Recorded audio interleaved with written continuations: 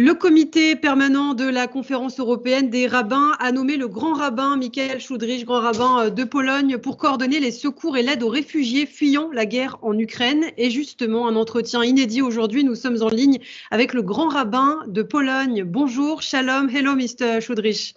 Shalom, shalom, shalom. And thank you to speak for Radio J, the Jewish radio in Paris. I remind that you are the chief rabbi of Poland, directly confronted with the migration crisis. Was this conflict predictable? And can you explain to us the situation today for the Jewish community? I started to prepare to accept refugees a week before the war because we saw something bad was going to happen. Did I ever dream that it would be as vicious, murderous as it is? No. And right now, the huge challenge for the Polish Jewish community is how can we help thousands, perhaps it's some tens of thousands of Jewish refugees coming out of the Ukraine.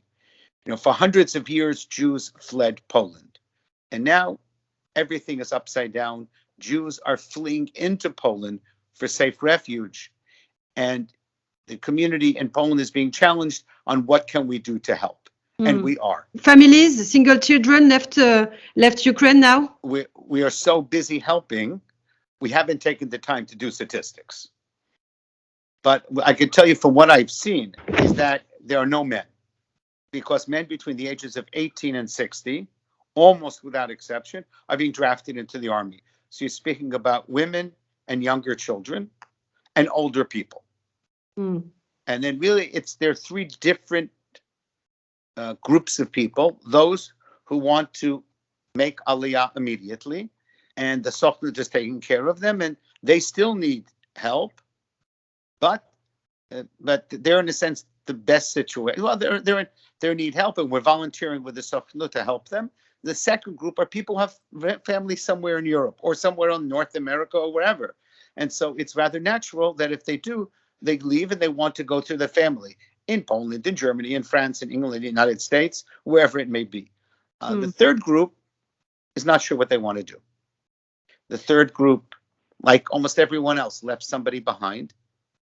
The third group has fathers and husbands and grandfathers and uncles and cousins fighting in the Ukraine. Sometimes heartbreakingly had to leave behind elderly parents, grandparents, and they want to stay close by in order to see what can they do to help them. And some of them are thinking about they would like to go home. You know, people have homes there, they have businesses there, they have their lives there. They fled for their lives, but they're hoping maybe they can go back in. Poland is a transition point to go to North America, Israel, etc. Not necessarily. There could be thousands of refugees who opt to stay in Poland. We don't know. Okay. Our objective right now is to help every refugee that we find for one more day, one more month, and to give them the opportunity to calmly make a decision about where will they live the rest of their lives. What kind of assistance do you provide? Food, but also psychological help with doctors?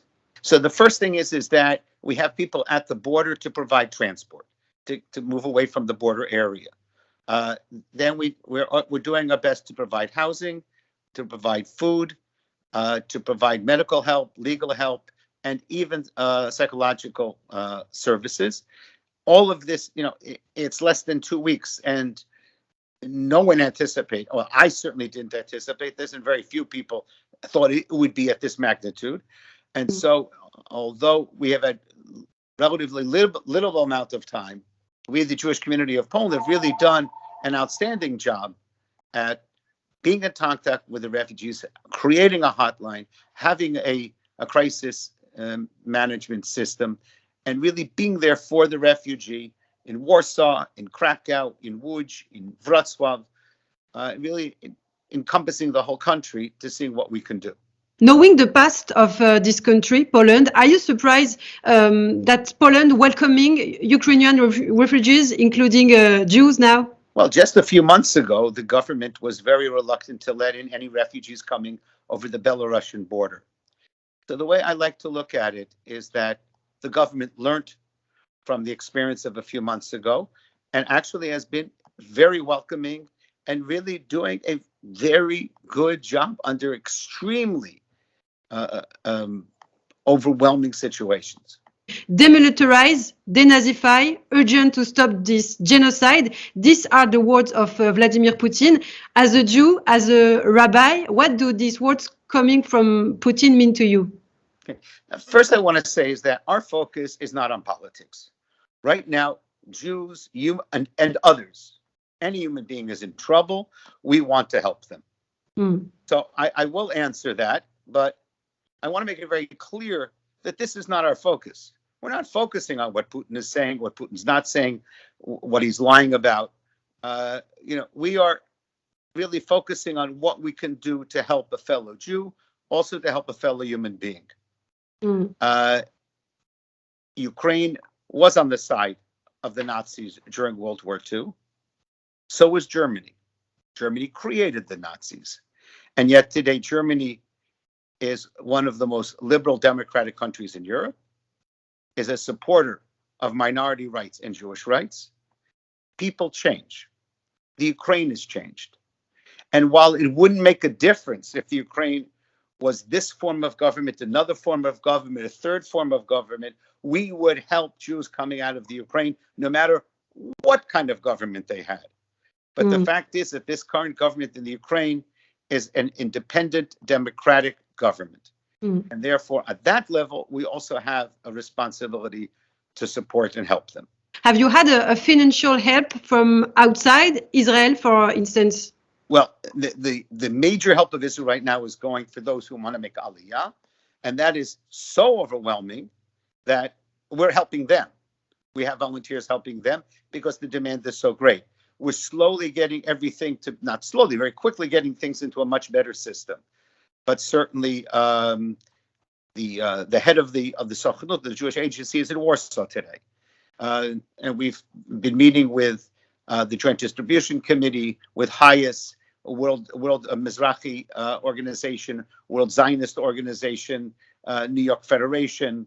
I guess everybody's involved. Everybody wants to help. It's an unbelievable outpouring of help in this horrible, horrible situation. Just a little word of politics. The relationship between Israel and Poland have been difficult lately. We know it. Do you think that this crisis could make things better? Right now, Israel and Poland are working very closely together. Does this mean the crisis is over?